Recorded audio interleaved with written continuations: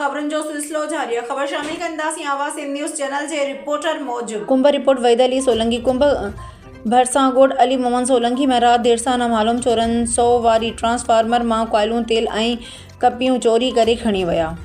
Police एहलकारनि जुआ मंशा जे ओगारी करण में मसरूफ़। कुंभ में आसपास जो इलाक़ो गैर महफूज़ बणिजी वियो। कुंभ पुलिस जी नाअहली सबब हर आए रोज़ चोरियूं फुरूं धाड़ा पिया थियनि, पर कुंभ पुलिस ॾाढनि ऐं चोरनि अॻियां बेवस बणियल आहे। हीणनि ऐं मिसकीन मज़लूमनि लाइ त ज़ुल्म करण में देरी नथा कनि। कॾहिं कंहिं जो नाहक नियाणियूं सरेआम घरनि मां खणी अचनि, कॾहिं कंहिं जे घर मां सरेआम सामाननि जूं गाॾियूं भरे अचनि। बाक़ी चोरनि ते कंट्रोल करण खां ॿरो थो चढ़ेनि। ज़रियनि खां मालूम थियो आहे त कुझु ॾींहं पहिरियां इलाइक़े मां ट्रांसफार्मर चोरी कंदड़ लाड़काणे जे चोरनि जा गिरोह 3 ॼणा कुंभ थाणे ते गिरफ़्तार बि थिया आहिनि।